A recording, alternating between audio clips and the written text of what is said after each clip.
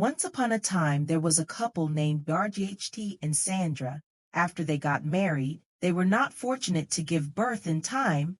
It took them 5 years of crying and praying before they were able to give birth to their daughter Naomi. After they gave birth to Naomi, they couldn't stop thanking God for giving them Naomi. When all their hopes were lost, one beautiful evening after they had eaten dinner that night and retired to bed, the age was lying down in between the couple. Mr. Bright just kept staring at his little daughter and smiling. "Tell me the reason behind this smile tonight," Sandra asked her husband, also smiling with him. Who would have ever thought that would have been apparent some? "I hope you remember all we went through," Mr. Bright asked Sandra. "Can I ever forget I was called a bearing woman? We were mocked for 5 good years. I got different advice from different friends.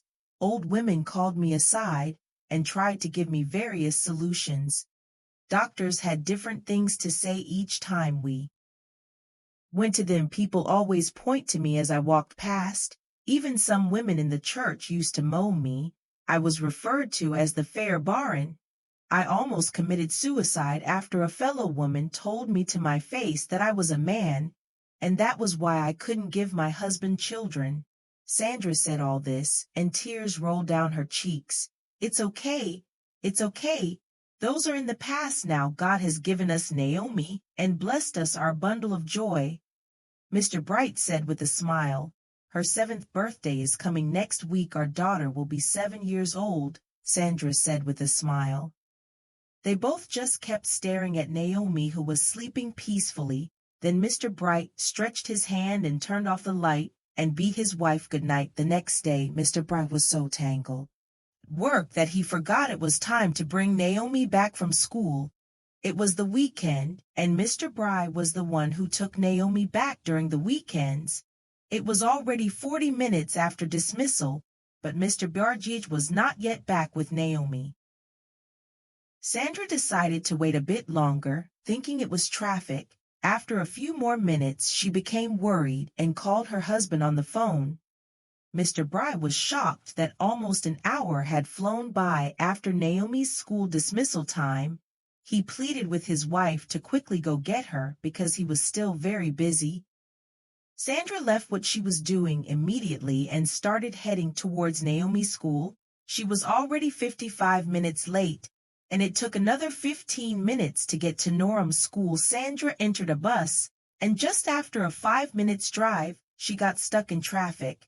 The traffic was so bad that Sandra decided it was best she comes down and search for a bike that would be faster, because the bike riders always have a way of maneuvering the traffic. After walking for a while in haste, Sandra stopped a bike.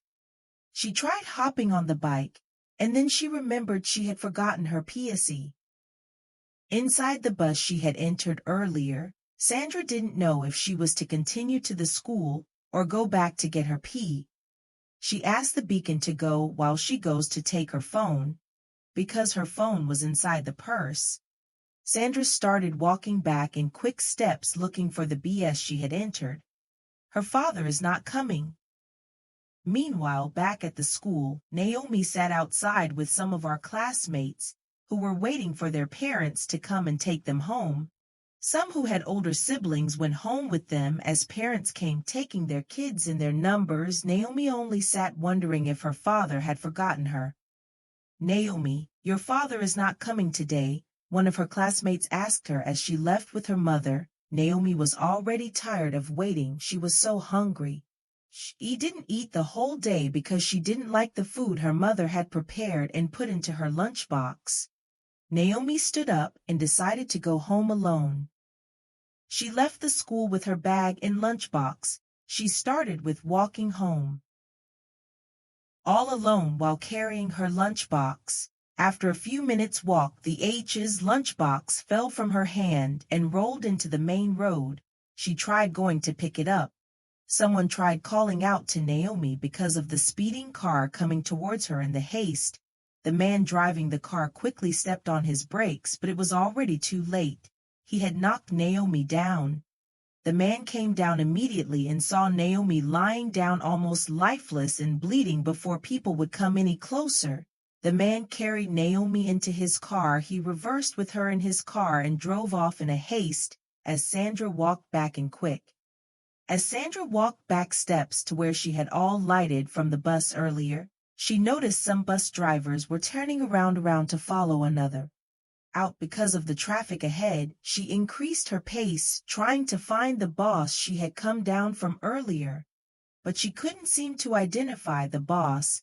It looks like the boss had turned around with the others Sandra carried her hand on. Her head in confusion. She had just lost her purse containing her phone. She wanted to call her husband, but she couldn't. She couldn't pay for a bike either because she had no money on her. She decided to down to the school and then call her husband with one of the teacher's phones. When she got to the school after so many minutes of walking under the scorching sun, Sandra arrived. Sandra arrived at the school in front of the school gate. She was sweating profusely like someone who had engaged in a marathon race. The environment was very calm, unlike the usual time when there were kids around the vicinity. Sandra's only hope was that her daughter was inside the gate, seeing that there was no padlock on it. As she reached out to open the gate, she saw the headmistress umming out of the gate, holding a padlock to close the gate. "Good afternoon, Ma," Sandra greeted, trying to force a smile. "Good afternoon, my dear. Why are you sweating so much?" the headmistress asked, looking at Sandra. "I'm sorry I'm so late." "It seems everyone had left already," Sandra asked, looking around. "Yes, it's already 400 p.m. And everyone has left. Today is Friday and we close so early," the headmistress answered. "What about my daughter?" Sandra asked, fixing her gaze on the headmistress as she locked up the gate. "Your daughter? No one is here. Why not call your husband and know if he has her? He comes to pick her on Fridays," the headmistress answered. "I know my husband too well, and he can't ask me to come to take my daughter from school if he has already done that," Sandra said, already having mixed feelings. Why not calling the headmistress suggested, "That's the problem, I can't. I was in a hurry and I forgot my purse with my phone inside the bus. I'd entered earlier when there was traffic. My phone and the little money I had on me is all gone. I just wanted to come and pick up my daughter first before talking about my phone." "Then how did you pay the bus driver when you came down?" "I had money in my hand already, and I just—" "Oh, Mom, my phone is not my problem." "Where is my daughter? Where is Naomi?" Sandra asked, already having a bad feeling. "Take my phone and call your husband. Let's see if he took her," the headmistress said. Dipping her hand into her bag and bringing out her phone, she gave it to Sandra, who collected it, and the Bright number. Mr. Bright picked up the call immediately. Mr. Bree picked up the call immediately, and Sandra asked him if he came and took their daughter from school.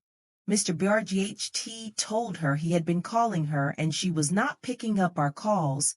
He wanted to know if they were back home. He couldn't understand what he was hearing over the phone, that his princess was missing. He told Sandra that he was coming over immediately. Mr. Bright hung up the call and Sandra could feel the tears building up in her eyes. "Where is my daughter?" Sandra asked the headmistress, in its serve voice. The headmistress was dumbfounded. She had no answer to the question Sandra just asked her.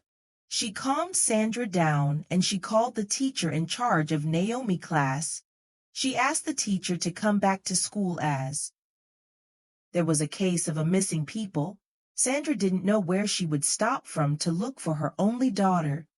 Tears just kept rolling down her cheeks as she waited for the teacher in charge of Noy's class. She was restless and just kept looking around, hoping to lay her eyes on Naomi. It took a few minutes and the teacher came back to the school. She was asked who had taken Naomi. The teacher said Naomi was sitting with her best friend Anita outside waiting for her father. She saw Anita's mother coming to take Anita.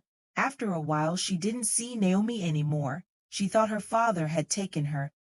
Sandra asked the teacher to call Anita's mother on the phone and find out if Naomi had followed down. The teacher was scrolling down her contact list looking for An's mother's number.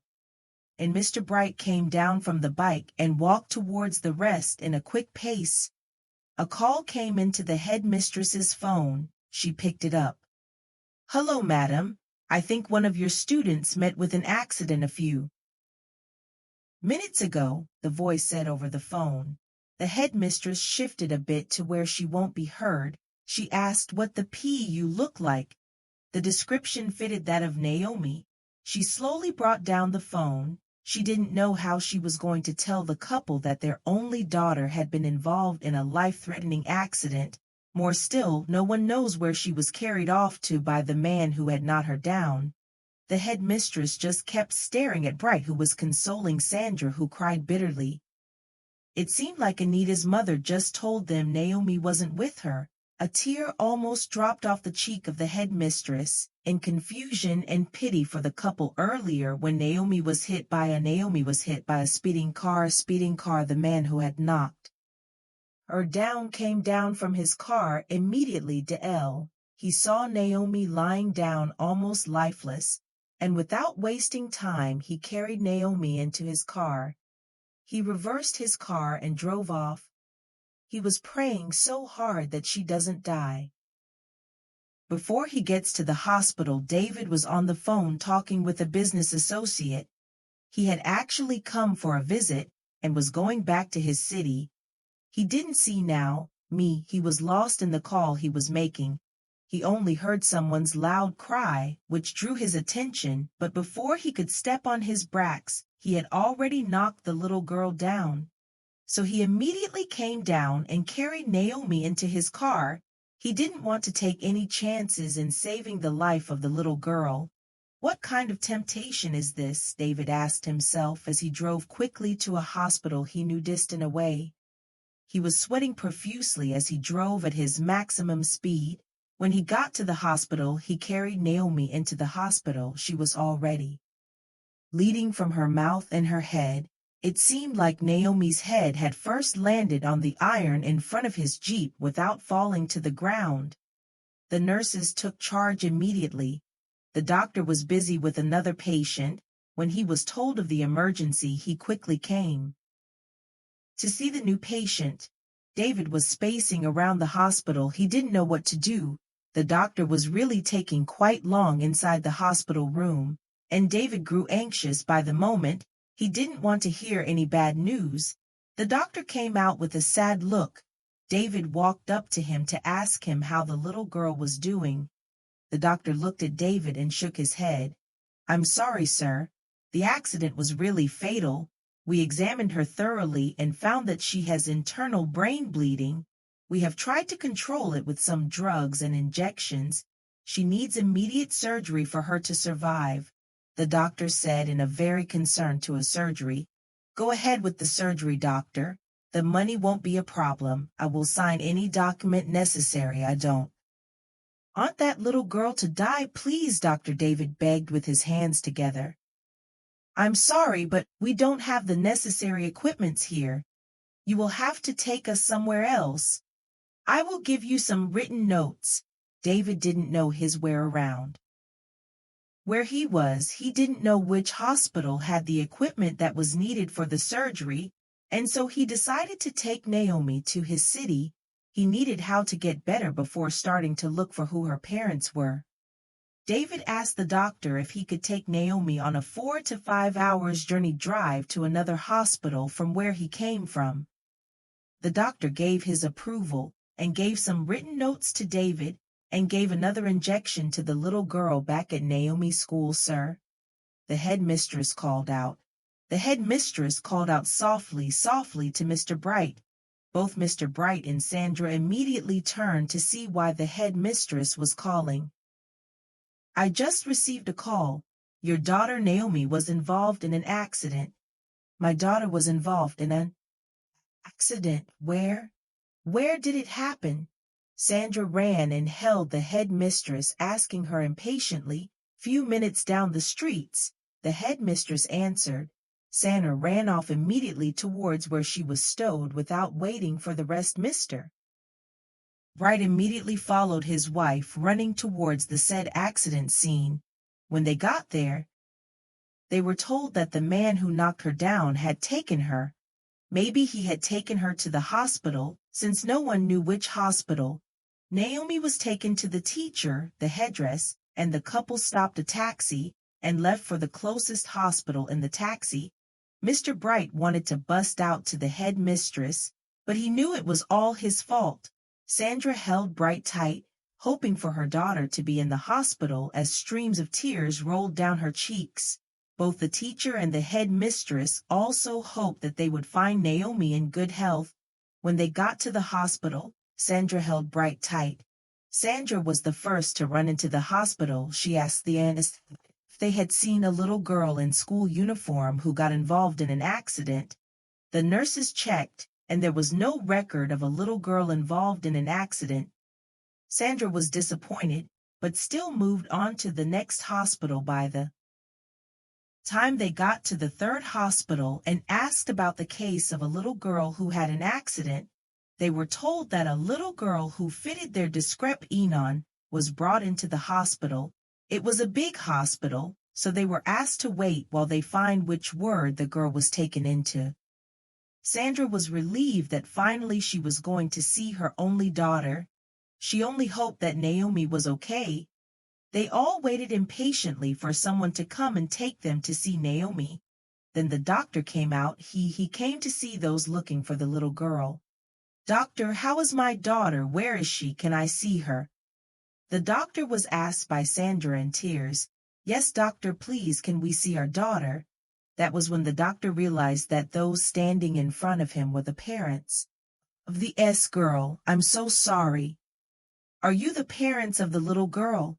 the doctor asked, shifting his gaze from Sandra to Mr. Bright. "Yes, we are," Mr. Bright and Sandra answered anxiously and nodding their heads. "Sorry to break this sad news to you then. Your daughter was involved in a serious accident, which nearly took her life. When she was rushed here, she was bleeding from her head. I had thought that was all till I decided to examine her scrutinous, and I found out she had an entire internal brain bleeding. My daughter has an internal bleeding. Where is she? Where is my daughter? I want to see her, please," Sandra asked, with tears rolling down her cheeks. The doctor heaved a sigh and continued, "Ma, she needed to be operated to stop the bleeding completely. I had given her some drugs and injections to keep the blood from flowing in. Our hospital doesn't have the necessary equipment for the surgery, so the man who had brought her here decided he would take Naomi to a big city so that she can be treated." "Which city? Which city, doctor? Do you have his number?" "I don't know the city he lives in. Neither do I have his number," the doctor said in a disappointing tone. Sandra turned slowly, looked at her husband, and then fell down and fainted. They tried immediately to revive her in the hospital. When Sandra woke up, all she did was cry bitterly, asking for her only child. "Why me? Why Naomi? After 5 years, God, after 5 years you sent Naomi to me. Why this huge temptation? Where is my Naomi? Me? Where is my Naomi?" Sandra kept saying in tears loudly. Mr. Bright tried to hold himself. His charming princess was on the verge of death, and no one even knew where she was. He held his wife and tried consoling her. Sandra refused to go home. She wanted her daughter to be brought back to her. The headmistress and the teacher couldn't go home either. They just looked at the couple who were in pains and couldn't help keeping their tears back in. It was getting dark already, and they needed to go back home. Mr. Bright convinced Sandra to follow him back home. The head begged Mr. Bright not to take out his anger on their school, as they would put their hands together in looking for. Mr. Bright wasn't in the mood to start curing havoc. He just wanted to take his wife home because she has not been herself. Going after the school was not going to bring back his daughter. He sorely blamed himself and hoped the man brings back his daughter alive to them. Back to Mr. David. He was speeding a lot, and when he was stopped by the police, he showed them the report written by the doctor coupled with the notes, and they let him pass. He drove for hours and finally got to his city. It was already dark, but he drove straight to the hospital. He gave them the notes the doctors has given to him. Naomi was quickly taken into the theater, while Mr. David met the necessary payments. The surgeon was called, and luckily he was still in the hospital. He had wanted to leave a while ago, but it was as if something kept him back. He immediately went in to see Naomi. Mr. David was in the waiting room. He was praying and hoping Naomi will come out safe. He kept pacing around and rubbing his hand on his head. His phone kept vibrating in his pocket.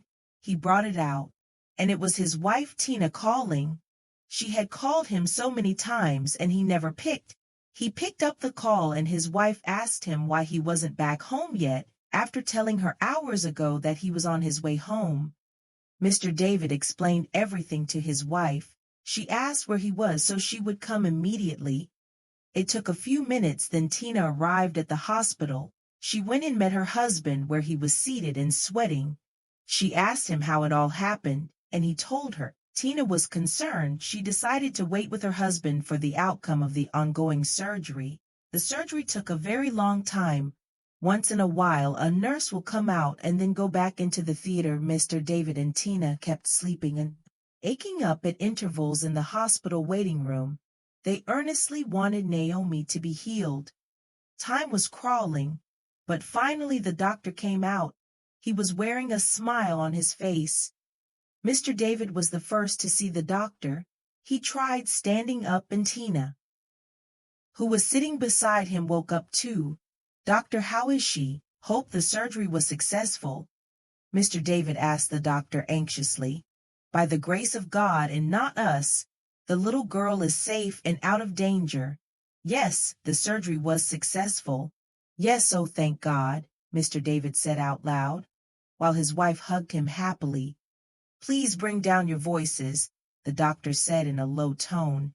Okay, Mr. David said. "She needs a lot of resting time. She's likely to lose a part of her memory, which will only come back with time by God's grace. Also, she may not be able to talk well for a while. I have given some list of drugs to the nurse. You get them and make sure she takes them as prescribed. She really needs a lot of love and care from you both to get well soon." "Can we see her now?" Tina asked softly. "Sure, but she need no disturb. She needs maximum rest," the doctor said and walked out.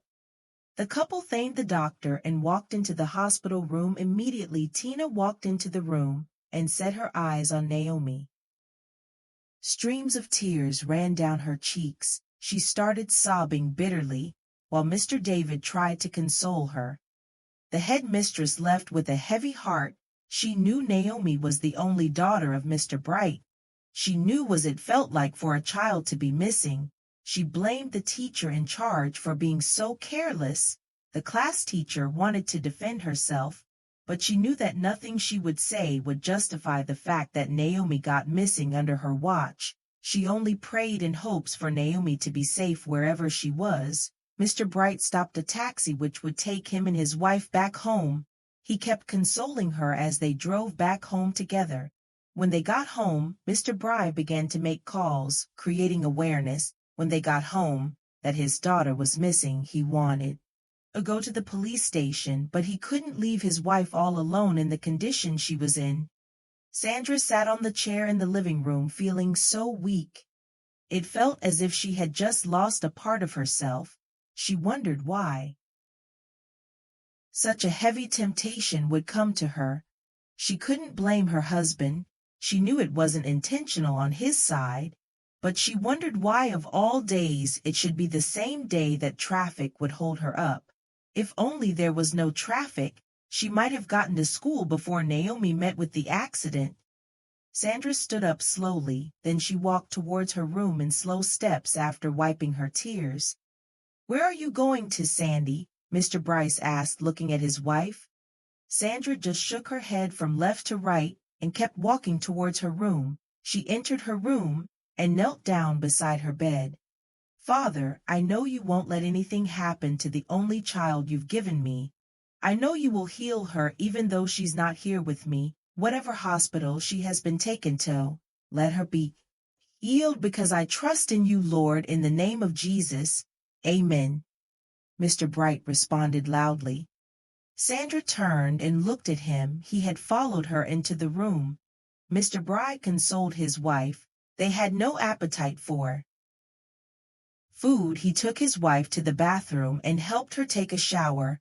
After they were done, they retired to bed. Both Mr. Bright and Sandra couldn't find sleep, as lots of questions kept running through their minds. Who had taken Naomi? Why did he leave for another city with Naomi without their consent? Was Naomi really safe out there? How would they get to see their only daughter? Tina started sobbing bitterly again. Tina started sobbing bitterly as she saw the condition of Naomi. Mr. David held his wife and took her out of the room. The doctor had warned them not to disturb Naomi to avoid any complication. Years ago, when Mr. David got married to Tina, Tina got pregnant for the first time. The couple were so happy for their incoming child. It took only a few weeks. Anna had a miscarriage. She cried because she couldn't tell what actually caused the miscarriage. She took him again. This time she tried being careful and avoided everything the doctor told her to avoid. Finally, she gave birth to a baby boy. Mr. David and Tina were so happy, they called their little boy Pascal. After the birth of Pascal, the doctor came with the sad news that Tina won't be able to take in anymore due to some complications which she had.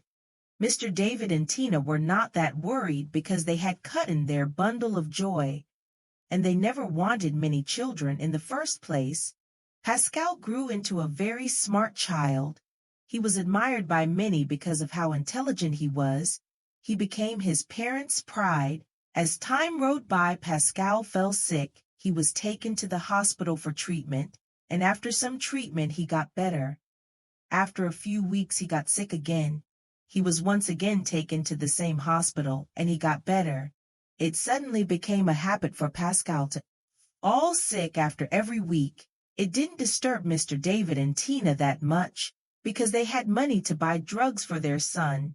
Pascal then began to lose weight, and his sickness became so serious. That was when Tina suggested that they change to another hospital. Mr. David agreed, and Pascal was taken to another hospital. When they got to the hospital, a doctor was called because of how serious Pascal's case was. After much checkup with the doctor, he called the couple into his office, leaving Pascal lying on the hospital bed. The doctor told David and Tina that their son had leukemia, blood cancer. He told them that leukemia was controllable and treatable in children, but Pascal's case had reached peak and he could die at any moment. He advised Mr. David and his wife to go and spend their last moment with their son. Tina cried her eyes out in the doctor's office. Then she went with David to go and see their song. When they arrived, Pascal was just staring at his parents with his eyes partly open. The couples tried their best to hide their tears. Pascal smiled at his mother while holding her tight. Suddenly, Tina could feel Pascal's grip losing up. She looked at his son and realized that Pascal was gone. She shook him vigorously, trying to wake him up, but he was really gone. Mr. David stood looking at his son, and tears ran down his cheeks. Why? Tina hugged Pascal, crying her eyes out. Looking at Naomi, who was lying down with bandages, made Tina remember how her son had given up the ghost on a hospital bed. While smiling at her, who knows if she's the only one? Her parents have just like us. How would they cope without their daughter? Tina asked her husband in tears.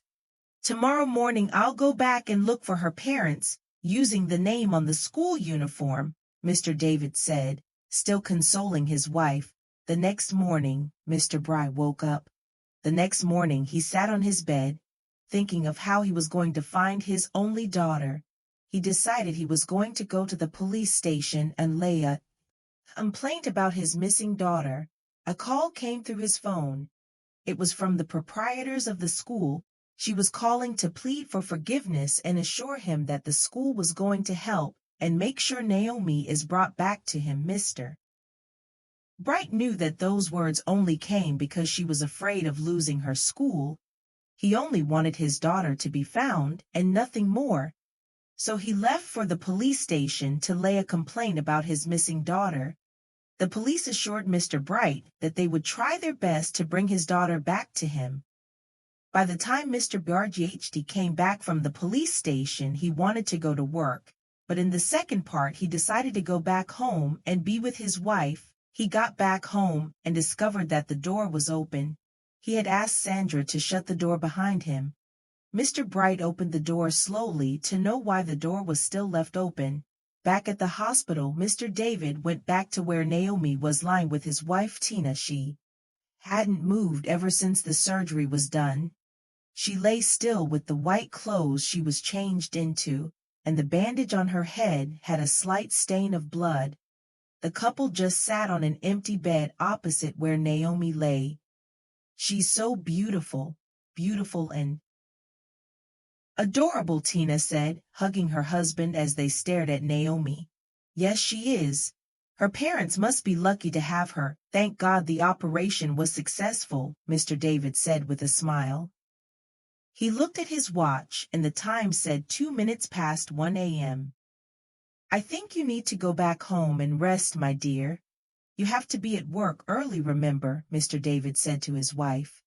Tina tapped her phone and saw that it was early morning already. She told her husband that she wouldn't be able to find sleep if she went back to the house. Mr. David tried persuading his wife, but she wanted to stay with him and Naomi. He felt the way Tina just kept staring at Naomi with so much love. As time went by, Tina slept off on her husband's laps, while Mr. David leaned on the wall sitting on the bed. The reflection of the early morning sun found its way into the room where Mr. David and his wife were. Noises of people moving around inside the hospital woke Mr. David and Tina up. They were tired. The first thing they did was to check on Naomi. She was still sleeping and had not yet opened her eyes. Mr. David left the room and went to get the nurse that was attending to Naomi. He asked for the uniform that Naomi was putting on earlier before they had her clothes changed. The nurse gave the uniform to Mr. David. He went outside and placed the uniform perfectly at the back of his seat. After staring at Naomi for a while, Tina left the hospital room. She was already running late for walk. She left Mr. David in the hospital and left for their house. Mr. David gave the nurse some tip and asked her to look after Naomi. Then he left the hospital and went towards his car. Something surprised Mr. David. He had 2 flat tires. He never noticed it when he had come to keep Naomi's uniform. He had just 1 spare tire, so he decided to walk down the road to get help. Few minutes later, Mr. David came back with someone and his street was changed. It was time for him to travel back to the city, where he had knocked Naomi down to look for her parents. As Mr. David approached the city, something strange happened. He turned to pick up the uniform, which he had placed perfectly at the back of his car, but to his greatest bewilderment, the uniform wasn't there anymore. Mr. David stepped on his brakes immediately. He decided to clear off the road and search for the uniform. Well, he packed his car and came down. He searched for the uniform, but it was nowhere to be. Music he found. Who do you think hid Naomi's school uniform? Do you think Tina would want Naomi to return to her biological parents? What do you think would be Tina's ulterior motives? We will find out in the next episode. Thank you so much for watching, and please do not forget to subscribe to our YouTube channel. If you enjoy this story, give it a thumbs up, comment, and share. Thank you, and God bless you.